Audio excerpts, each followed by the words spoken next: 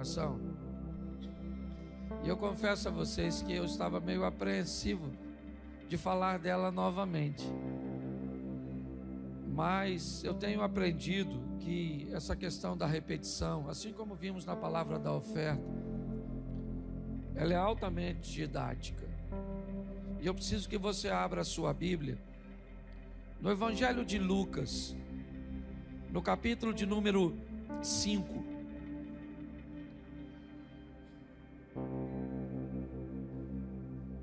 A partir do versículo 1.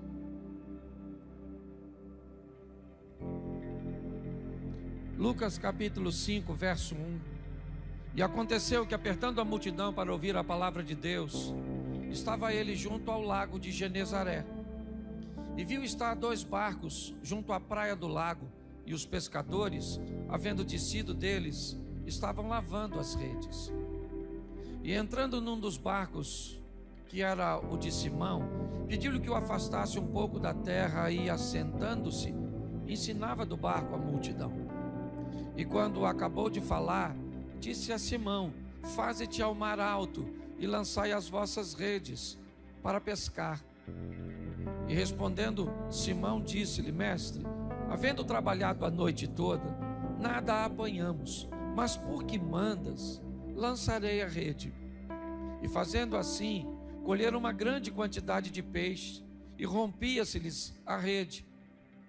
E fizeram sinal aos companheiros que estavam no outro barco, para que fossem ajudar. Foram, e encheram ambos os barcos, de maneira tal que quase iam a pique.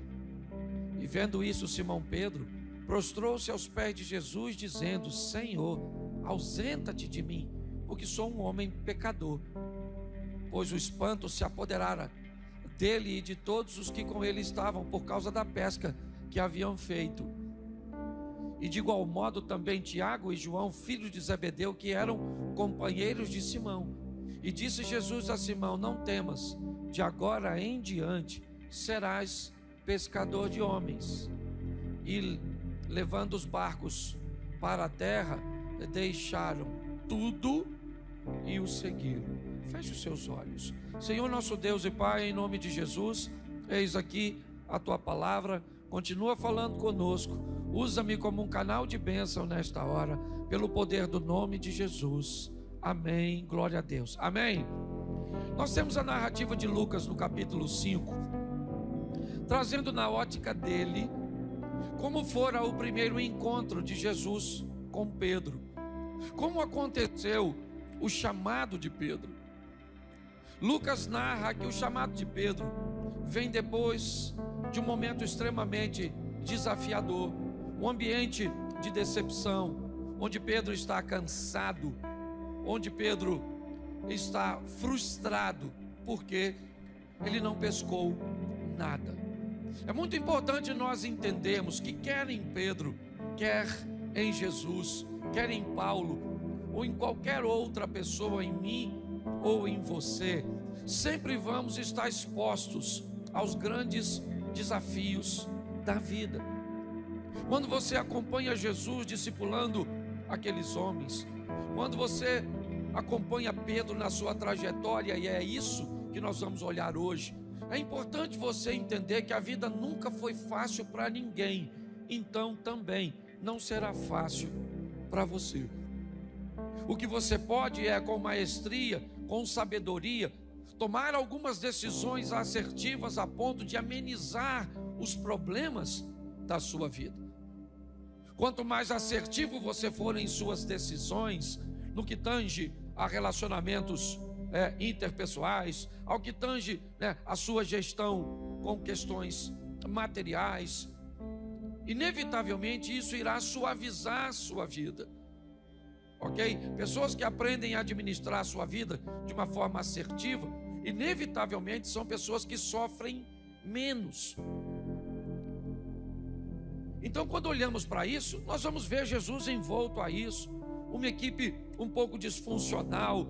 Nós temos Tiago e João querendo sentar em lugares privilegiados, Pedro reclamando do acontecido, Jesus fazendo uma terapia de grupo. Ele é incompreendido por alguns ótica de Judas, que esperava um revolucionário, certo? Tem dificuldade de lidar com André em alguns momentos, com Filipe. Sempre foi um grande desafio.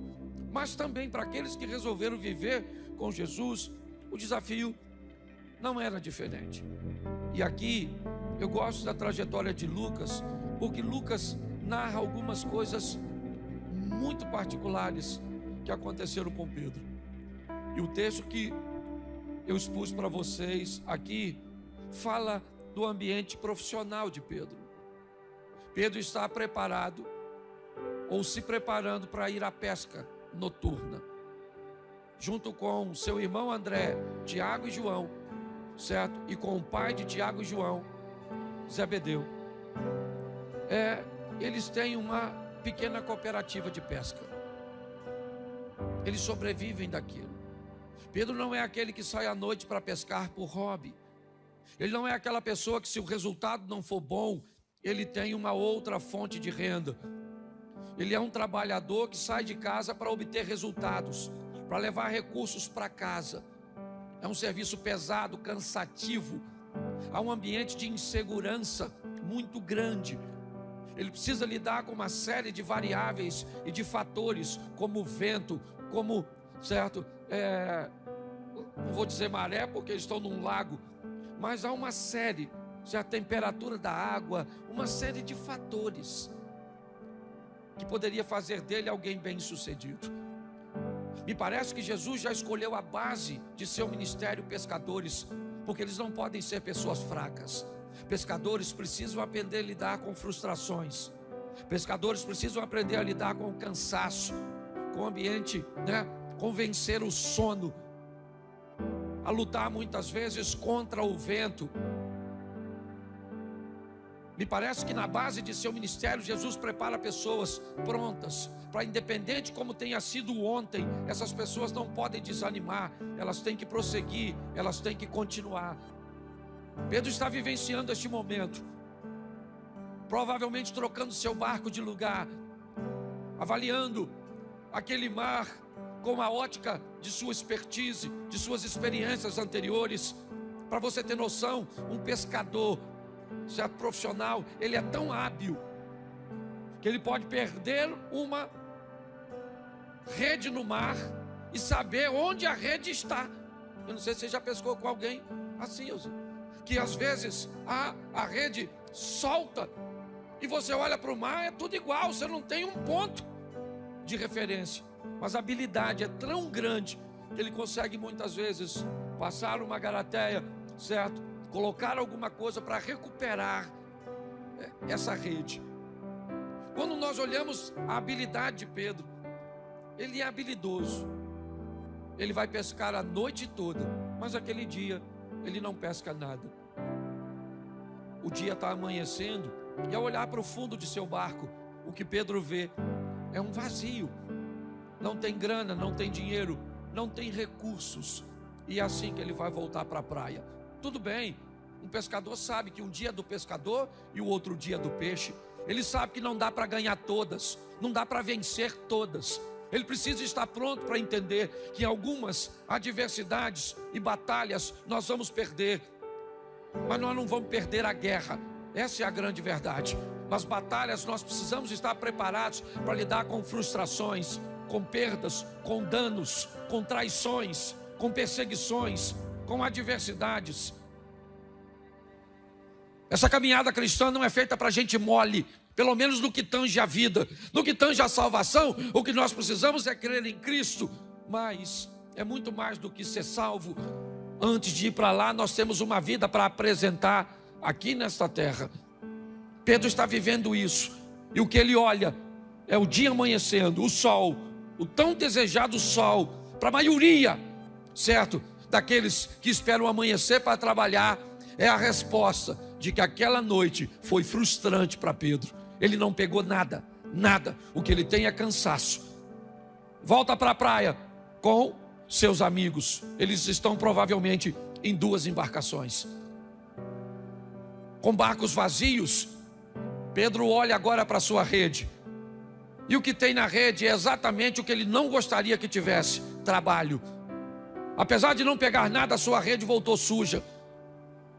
As algas, as sujeiras estão na rede. Ele não pode deixar e guardar a rede suja daquele jeito.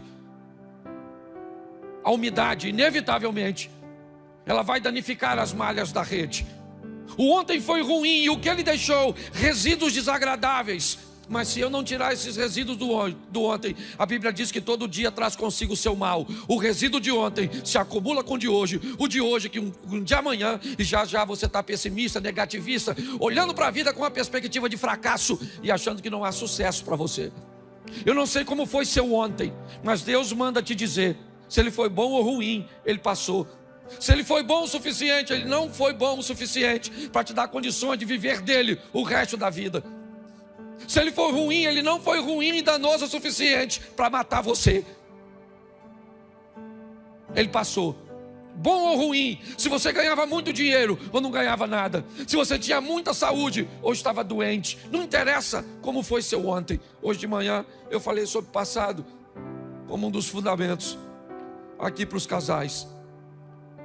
Mas Pedro é alguém que consegue olhar para as suas redes e dizer, eu estou cansado, mas eu vou lavar. Eu estou cansado, mas eu vou limpar. Eu vou tirar. Por isso que depois de um dia exaustivo, é importantíssimo lavar suas redes. Todos os dias, pegue alguns minutos para dobrar seu joelho. Ou às vezes nem de joelho dobrado dá. Às vezes você, certo, está deitado ou está sentado, não sei, ou está dirigindo. Mas tire uns momentos para falar com Deus sobre as suas redes, sobre as malhas de suas emoções, sobre aquelas coisas que você gostaria que fosse diferente, mas não foram. Pedro está lavando sua rede. Ele vai para casa dormir. É isso que ele quer descansar. Por quê? Porque à noite ele vai pescar de novo. Mas ele não pegou nada, pastor. Não é a primeira vez de Pedro. Provavelmente ele não pegou nada muitas vezes. E apesar de toda a frustração, ele sai para pescar de novo, de redes limpas. Ele vai sair para pescar. É importante você entender isso. Vocês sabem o conceito e a visão que eu tenho de casamento, mas eu não sei o que aconteceu com o seu casamento anterior. Eu só sei que a sua vida não terminou e você precisa prosseguir. Eu não sei o que aconteceu com o seu emprego anterior. Eu não sei o que aconteceu. Mas eu preciso que você entenda, se você quer andar com Jesus, você vai receber dele forças para prosseguir, porque o justo vive da fé, ele não retrocede, ele vai adiante para a conservação da sua alma. É assim que funciona. Por pior que tenha sido ontem, levanta a cabeça, lava essas redes e vamos embora pescar de novo. Eu sei que é terrível para mim falar isso, mas não deu certo, casa de novo.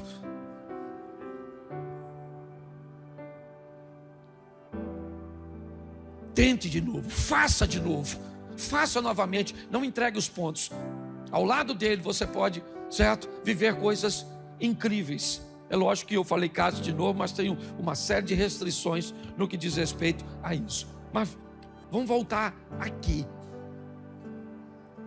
Nesse ambiente, Pedro lava suas redes. Quando vem na praia, Jesus provavelmente trazendo consigo um grupo que ainda não era um grupo tão grande de pessoas. Vem ele envolto numa multidão. A multidão já o apertava para querer ouvi-lo. E Pedro está terminando de lavar suas redes, jogando no barco. E ele vai para casa comer alguma coisa, provavelmente, e vai dormir para pescar de novo. Jesus vem andando na praia e entra no barco do Pedro. O texto não diz que ele pediu para entrar. Ele entrou e falou, bota seu barco na água, porque eu estou a fim de pregar, porque está ruim de pregar aqui. Vou fazer do seu barco um ambiente de pregação. Pedro deve ter pensado. Se você olhasse para o Jesus lá da frente, você diria, nossa, que honra! Puxa vida, eu queria ser dono do barco. Se você já soubesse quem era. Agora, se há um cara entra no teu barco e diz, vamos, você falou, maluco, que parada é essa? Rapaz, eu estou cansado pra caramba, vou comer um negócio, vou dormir. Mas como provavelmente Jesus estava envolto numa pequena multidão, Pedro cede o apelo, puxa o barco e ancora, estabiliza o barco para Jesus falar daqui, né, ou do barco para a multidão. E Pedro está lá também. Olha como é que Jesus é. Pedro estava cansado, sim ou não? Pedro está com sono, sim ou não? Se Jesus usa o barco e não leva Pedro, provavelmente Pedro ia falar: Jesus, vamos ancorar aqui, valeu? Prega aí, depois dá uma puxadinha, porque eu vou para casa dormir. Pedro está dentro do barco, ou seja, não tem rota de fuga. Jesus está pregando e ele está lá. Está com sono, sim ou não? Mas está lá no barco. Porque tem dia que você vem para a igreja com sono, sim ou não? Isso. Pedro está preocupado porque não pegou nada, sim ou não? Tem dia que você vem também. Eu imagino Jesus falando, né? Vou te levar para o céu. E Pedro está falando: precisava de um peixe. Certo? Já já vou mandar o Espírito Santo. Ele falou: rapaz, o que eu vou falar com a minha mulher que não peguei nada? Sim, você já veio para a igreja assim? Com a mente em outro lugar, cansado, com sono. Sim, eu esse dia estava pregando, eu vi que tinha uma turma cansada na igreja. E falei assim: quem quer ir para o inferno? Fala amém. Lotou 2 ônibus. Eles estavam tão cansados, desconcentrados, coitado, certo? Mas eles estavam ali. Isso é legal. Talvez hoje você está aqui cansado, aborrecido. Se eu perguntasse para você hoje: por que você veio à igreja? Você nem sabe. Sabe qual seria a sua resposta? Ué, hoje não é domingo? Certo? Então pare e pense. Pedro está lá, Jesus entrou e falou: vamos embora, Pedro, entra aí, meu filho, eu vou pregar.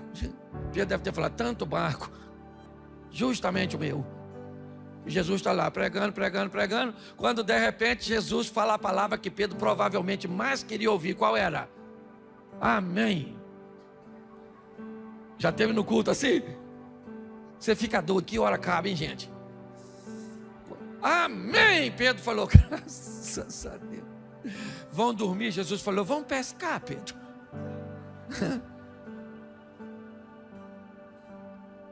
Pedro falou: pescar. Nossa, fiz isso a noite toda. Peguei nada. Se de noite não peguei, de dia não vou pegar. Aliás, ele deve estar me chamando porque é carpinteiro. O pescador aqui sou eu. Aí Pedro falou: ó, falar a verdade para o senhor, deixa eu abrir meu coração que nós estamos nos conhecendo agora. Pesquei a noite toda, ô mestre. Tá? Não peguei nada. Dá uma olhada aí para ver se tem algum peixinho. E pior que não pegar nada, gente, é ver o outro barco chegar cheio de peixe. Eu não sei se tinha. A pior que não ter resultado é ver os outros tendo. Eu falo isso sempre, não sei você, eu falo de mim. Não sei como é que vocês lidam com isso, mas me dá uma frustração, eu não falo. Você tem inveja? Não, né? Pois é. Eu queria não ter, mas eu tenho. Você compara o seu número com o dos outros? Não compara. Pense num cara que eu sou muito bagunçado, não sei nem como é que eu sou pastor. Porque para mim ser o que eu sou, eu tenho que lutar tanto contra mim mesmo, que é terrível. Aí eu vejo os outros, pessoal não. Esse dia o cara falou comigo: pastor, olha só, hoje eu vivo uma vida com Cristo, passo uma mulher bonita, eu não olho, eu não sinto nada. Eu falei: cara, sai de pé de mim, que eu vou contaminar. Eu vou estragar você, rapaz, eu sou má companhia para você. Você consegue entender? Nós estamos num processo evolutivo, sim, de caminhada, crescendo. Pedro está ali vivendo o momento dele. E Jesus diz: vamos pescar? Ele falou: vamos. Não peguei nada, a noite toda não peguei nada. Mas, eu não sei se foi ironicamente, porque o pescador era Pedro e não Jesus. Pedro diz assim: vamos pescar, então vamos. Onde eu jogo a rede? Onde? Só vou lançar a minha rede onde o Senhor. E Jesus, para dificultar, falou: então leva o barco para o fundo. Não podia trazer os peixes para o raso?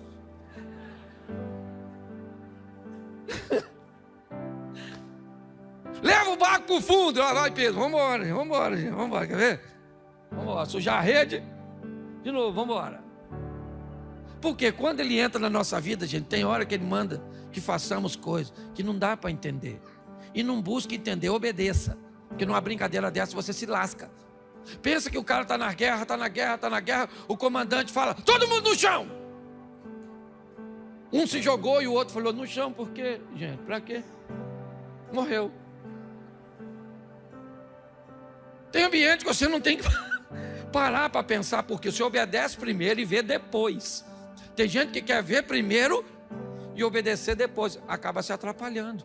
Pedro foi lá, jogou a rede, e o que veio? Veio o que ele esperava, a noite está cheia de peixe. Pensa, ele gritou para os outros amigos, pegaram o outro barco, foram lá os 2 barcos, ajuntaram tudo, está um olhando para o outro, os 4 provavelmente, olhando, que é isso, cara, ele pesca para caramba, nunca peguei peixe nesse horário, poxa, podia vir pescar com a gente sempre. Então, boa companhia de pesca. Chegou no barco, puxaram para a praia. Pedro falou: aí Jesus, valeu, hein? Estamos juntos. Mas já vi que o Senhor é um homem diferente. O Senhor é um homem santo e eu sou um homem pecador. Então faz o seguinte, não dá para nós viver junto. Valeu, obrigado pelo peixe. Pode ir embora. Estou satisfeito com o que eu ganhei. Tem gente que se satisfaz com tão pouco. É só receber uma bênção que vai embora. É só receber o que quer e vai embora. Deus não quer viver com você um momento. Deus quer viver com você uma história. Ah, mas eu não mereço. Ele é onisciente. Que você não é bom, ele já sabe, não é de hoje. Que você não presta. Aliás, esse dia alguém falou comigo: pastor, estão falando tão mal de mim. Eu falei: fique tranquilo que essa pessoa não te conhece direito e não sabe o tão ruim que você é. Essa é a grande verdade. Pedro agora vai ouvir de Jesus algo extraordinário. Jesus diz: Pedro, eu entrei no seu barco para te fazer pescador de homens. Vamos comigo agora que o negócio... Vamos estar juntos. Nós vamos estar juntos, só não vai ser no barco. Pelo menos no que diz respeito a esse tipo de pesca. Vem comigo e eu vou te fazer pescador de homens. Eu gosto da narrativa de Lucas, ainda que venha um pouquinho fora da colocação. O texto diz que Pedro leva Jesus para sua casa. Na história bíblica, nós já vimos Jesus na casa de algumas pessoas de uma forma muito esporádica, mas da de Pedro não. Ok? Você vai a Cafarnaum, está lá a casa da sogra de Pedro, e ali Jesus fez uma base. Eu gosto dessa coisa, do cara que tem um encontro com Deus, mas o primeiro lugar que esse cara leva a Deus é para dentro da sua casa. Pedro é um exemplo de que o verdadeiro crente começa em casa, de que os verdadeiros milagres começam na sua vida particular. Jesus vai para a casa de Pedro, porque Jesus disse: eu vou viver com você uma história. Pedro era casado, apesar da Bíblia não falar da esposa dele. E ali, Jesus vai operar um milagre naquela casa, naquela família. Por quê? Porque estava lá a sogra, provavelmente, a esposa de Pedro, algumas pessoas, né, da comunidade. É porque às vezes nós imaginamos as casas da Bíblia e o bairro como se fosse o nosso. Mas Cafarnaum, nos lugarejos menores naquela época, era basicamente uma cozinha comunitária. Era quase como uma estrutura onde a construção era meio circular, ok? E ali no centro se tinha uma cozinha, bem próxima de uma cozinha comunitária. Era mais seguro para se controlar as crianças, para compartilhar. As casas, na verdade, elas tinham a função, pelo menos da classe mais baixa, apenas para abrigar as pessoas à noite para descansar. É muito quente, não dava para ficar. Então, quando nós olhamos para aquilo que está acontecendo naquela casa, é a extensão do que Jesus estava fazendo na vida de Pedro. Quando Jesus vai para a casa dele, chega lá e encontra uma pessoa doente. Quando Jesus cura aquela pessoa, o que Jesus está dizendo para Pedro é o seguinte: minha história não é apenas com você. Eu quero mostrar a você que se eu for contigo, eu posso guardar e intervir na sua casa. Eu posso fazer por sua família o que você não pode fazer, Pedro. Eu posso fazer isso. É importante nós entendermos como Pedro vai viver essas coisas. Ele viveu coisas com Jesus que ninguém viveu. Ninguém viveu o que Pedro viveu. Ele viu, ele presenciou coisas. Ele ouviu coisas de Jesus que ninguém ouviu. Para trás de mim, Satanás. Rapaz, se eu falar isso com um discípulo aqui, provavelmente o cara nem volta. O senhor me chamou de Satanás? Satanás é o senhor, sua mãe. Jesus falou: ô Pedro, amanhã você vai me negar 3 vezes. Ele falou: vou nada. Ele falou: não. Vamos ver, antes que o galo cante, você me nega 3 vezes. Pare e pense na história que este cara viveu. Ele viu a transfiguração. Ele presenciou e experimentou coisas extraordinárias. Sabe por quê? Porque ele aceitou o convite. Não foi fácil para Pedro. Não foi. Tanto não foi fácil que Pedro volta a pescar, achando que não tinha mais possibilidade dele seguir. Mas ele andou sobre as águas. Ele teve o privilégio de ver Moisés e Elias na transfiguração. Ele viu milagres acontecer na sua casa, no seu barco, na sua vida, por causa do seu nível de entrega. O grande desafio desse ambiente que nós estamos vendo são pessoas que não estão preparadas para as adversidades, para os problemas, para as crises, para as palavras que não são agradáveis, pelas versões que falam a nosso respeito, às vezes não serem tão confortáveis. Quando pessoas falarem de você, 2 coisas podem acontecer. Elas podem estar falando verdades, e quando alguém falar de você verdades que precisam reposicionar você, não se preocupe, reposicione-se. Mas o que elas podem falar de você é mentira. Então, a única forma de falar de seus erros será mentira a seu respeito. Nós precisamos entender e vivenciar isso. A vida cristã não é para amadores, como a turma tem brincado. Não é para gente mole, não. Lá vai o Pedro, é verdade. É muito legal estar vivendo aquilo tudo, sim. Mas vai ver onde eles andavam, onde eles sentavam para comer. Vai ver onde eles dormiam. Vai ver se eles eram bem recebidos em todos os lares. Vai ver quando Jesus entrava num ambiente que Pedro ficava de fora, o que é que as pessoas vinham conversar com ele? Mestre, tem demônio, isso é comilão, isso anda com pecador, isso não é gente boa, isso é um charlatão. Isso, você acha que é só você que hoje ouve falar da igreja, ou mal da igreja, ou mal de Jesus? Não. Pessoas que vão andar com ele sempre tiveram que sobreviver a tudo isso. Nós precisamos entender isso. Pedro está lá, é verdade, aproveitando oportunidades de andar sobre as águas. E eu gosto disso. Mateus 14, a partir do 22. Jesus disse aos discípulos: vão para o outro lado, que eu vou mais tarde, eu vou despedir a multidão primeiro. Eles vão, escurece, Jesus não aparece, o vento é contrário, há uma dificuldade.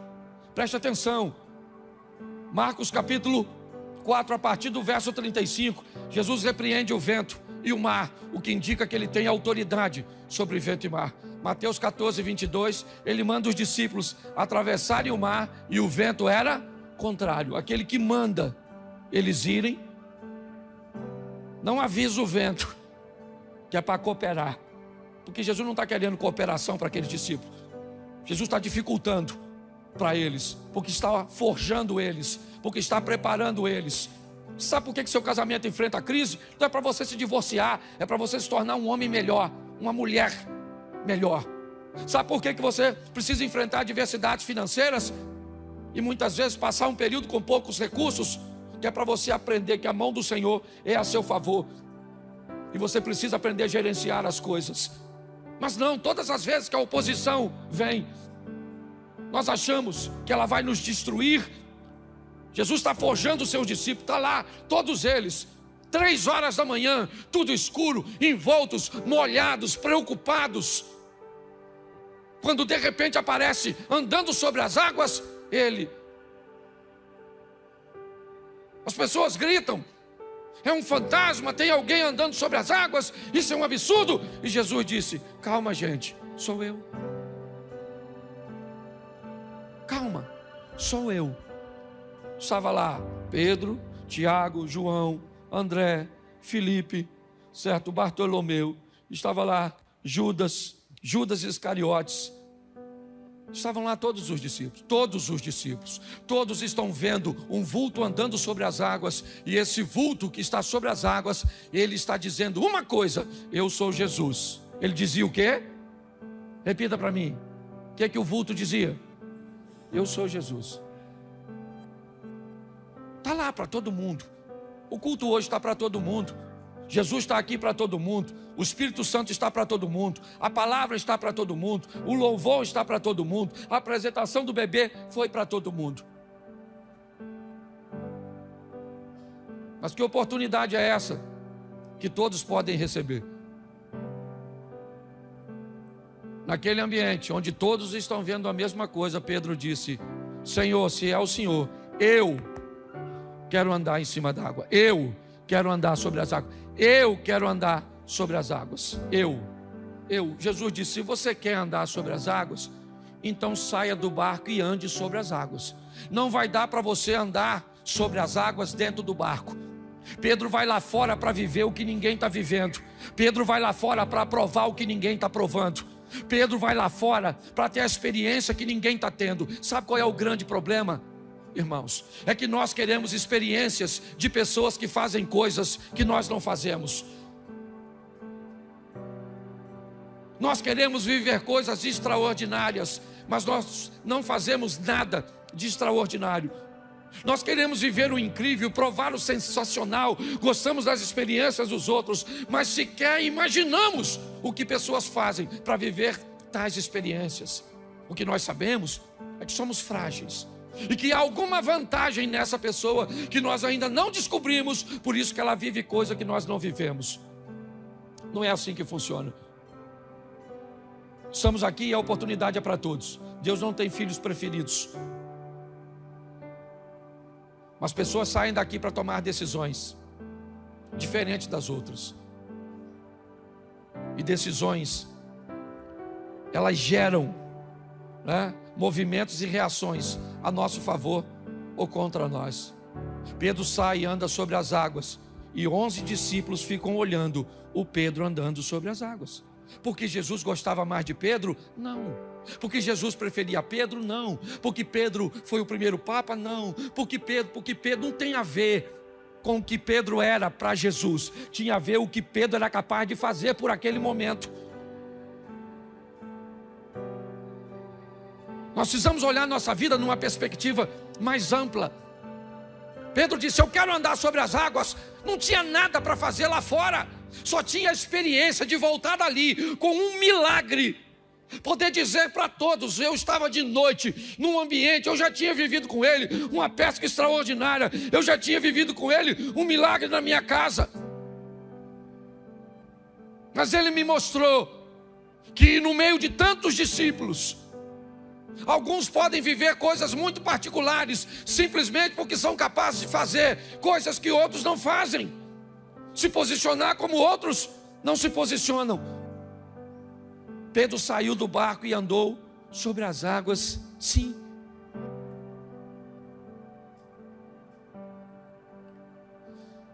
Mas um dia Jesus disse para ele: Pedro, o diabo, olha que coisa interessante, ele me pediu para agir sobre a sua vida. Que história! Pô, gente, aí é meio louco, não é? Então quer dizer que o diabo precisa da autorização de Deus para mexer na nossa vida? Bom, isso também dá para ir no Velho Testamento e dar uma olhadinha em Jó. Tendo visto o meu servo Jó, íntegro, fiel, que me teme, que se desvia do mal, o que o diabo disse para Deus? Mas também, tudo que ele tem o Senhor protege.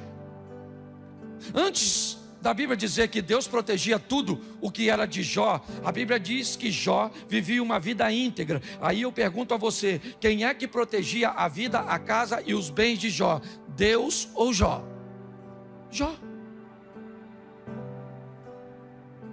Era ele. Para o diabo agir na sua vida, você tem que autorizar. Você autoriza. É você que fecha a porta. Você viu a palavra de oferta? É você que fecha a porta ou abre a porta. É você que fecha a porta ou abre a porta da sua casa. É você que fecha ou abre a porta de suas emoções. É você que faz isso. A grande questão, gente, é que nós estamos aguardando um Deus que nos transforma. E a Bíblia não diz isso. Não diz. A Bíblia não diz que Deus vai te transformar. A Bíblia diz: transformai-vos. Jacó vira Israel? Sim. Quem transformou Jacó em Israel? Jacó. Quando ele diz: eu não quero mais isso para a minha vida. Eu não quero, chega, eu não vou te deixar antes de você me abençoar. Que benção o cara quer? O cara é rico, cheio de filhos, o cara é próspero, esse é Jacó. Mas ele diz: mas eu quero ser mais do que isso. E o anjo diz: como é que é seu nome? Ele diz: o meu nome é Jacó. Ele diz: então a partir de hoje, seu nome não é mais Jacó, seu nome é Israel. Quem transformou Jacó em Israel foi o próprio Jacó. Quando ele decidiu que a vida de Jacó não cabia mais nele. Quando é que nós vamos olhar para a nossa vida, para o nosso casamento, para o nosso estilo, e vamos descobrir que ele não tem a ver com o nosso futuro, ele tem a ver até com o nosso passado. Mas chegou a hora de mudarmos de fase, de mudarmos de vida. Pedro vai viver isso, é isso que ele experimenta. Mas um dia, Jesus explica a ele como as coisas são. Eu vou ter que morrer. E Jesus disse: então, quem vocês dizem que eu sou? Quem? Uns disseram: o senhor é Elias, João Batista. E Jesus disse: Pedro, eu quero a sua opinião a meu respeito. Você que eu fiz um milagre no seu barco, você que eu fiz um milagre na sua casa, você que eu permiti que andasse sobre as águas, quem você diz que eu sou? Pedro diz: o Senhor é o Cristo, o Filho de Deus vivo. O Senhor é o Salvador. Esse é o Senhor. O Senhor não é Elias, o Senhor não é João Batista, o Senhor não é Jeremias, o Senhor não é nenhum dos profetas do Velho Testamento. Jesus disse: bem fizeste tu, Simão Barjonas, que não respondesse segundo a carne e o sangue, mas o Espírito do meu Pai que está sobre você. Eu imagino Pedro falando: é isso aí, tá vendo? Espírito de Deus sobre mim. Espírito de Deus sobre mim. Oh. Jesus falou: mas eu preciso avisar vocês, eu vou morrer e o negócio vai ficar difícil, a chapa vai esquentar. Pedro falou: morrer nada, rapaz, faz isso não. Faz isso não. Morre não, Jesus. Jesus falou: ah, Satanás. Alguém deve ter falado: Satanás. Certo? O cara estava cheio de Deus, agora já está cheio. O Pedro, imagine nós. Certo? Jesus falou para ele mais à frente: antes do galo cantar, você me nega 3 vezes. Pedro falou: aí, nego nada, fique tranquilo, eu morro com o senhor.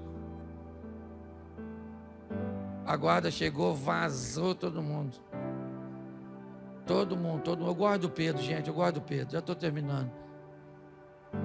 Pedro foi embora, mas não foi, sabe? Você conhece aquele crente que vai, mas não vai, Eliseu? Às vezes parece que o cara desviou, o cara tá. Cadê o cara? Desviou. Cadê? Você conhece os crentes assim? Eles estão, mas não estão. Pedro estava lá, mas não estava, porque ele estava escondido olhando Jesus de longe. Aí perguntaram a ele: ô cara, você não estava com Jesus? Ele falou: Jesus? Jesus. Ah, o cara dos milagres. Ah, não, isso aí eu vou dormir. Não, certo? Não, você não estava com Jesus? Jesus? Que Jesus? Não, eu não sei quem ele é não, pai. Só até ouvi falar, isso o pescador. Uma mulher perguntou: você estava? Aliás, ela nem perguntou. Em algumas traduções ela afirmou: você é um deles. Ele falou: não sou, garota. Confusão, é outro Pedro.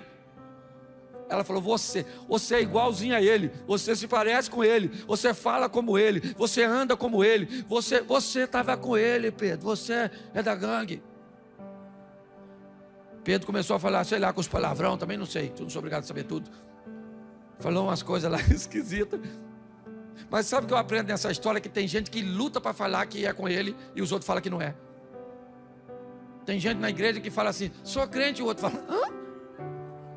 Eu ando com Jesus. Você está confundindo.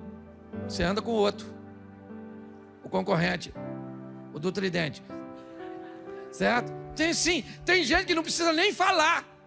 Se você tentar falar que não é crente, você vai para a universidade, para a faculdade, você fala: você é crente? Fala: não sou nada. Você tem cara de crente, ó. Tem cheiro de crente. Você é crente? Não sou, rapaz, não sou. Sou pecador, mas pecador também sou, mas você é crente. Aí quem é que cantou? O tal do galo. Engraçado. A gente faz cada pergunta idiota, né? Estava eu na última caravana em Israel. Um imbecil, tá gravando? Imbecil. É um imbecil que disse, supostamente, que o galo era uma desgramada de uma trombeta que se tocava. Alguém já escutou falar isso? Palhaçada, tá assim de galo lá. E não é de hoje que os galos. É um imbecil que falou isso. Aí eu fui falar, passei uma vergonha, porque escutei uma praga de uma besta e acreditei num fake news. No meio da caravana, 50 pessoas. Eu falei: vem cá, gente, esse negócio de galo era uma trombeta assim. Pensa. O que eu queria sumir, queria virar petróleo. Você está rindo, mas é sério. Então Jesus falou: antes do galo cantar, você me nega. Quando ele negou a terceira vez, o galo, ó, pensa, claro.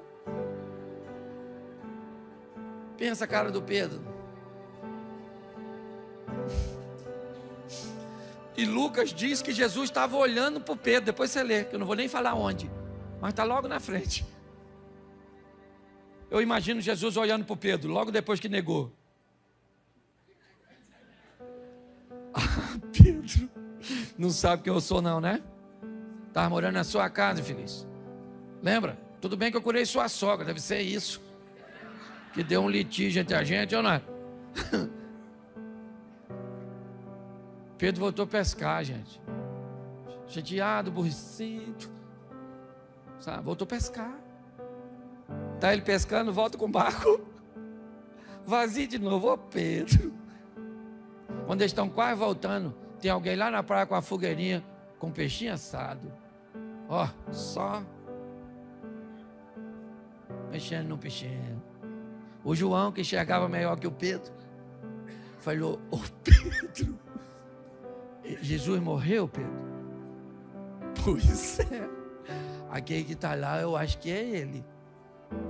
Pedro deve ter falado: nada, meu filho, tem tanta gente que parecendo com ele que já até me confundiram.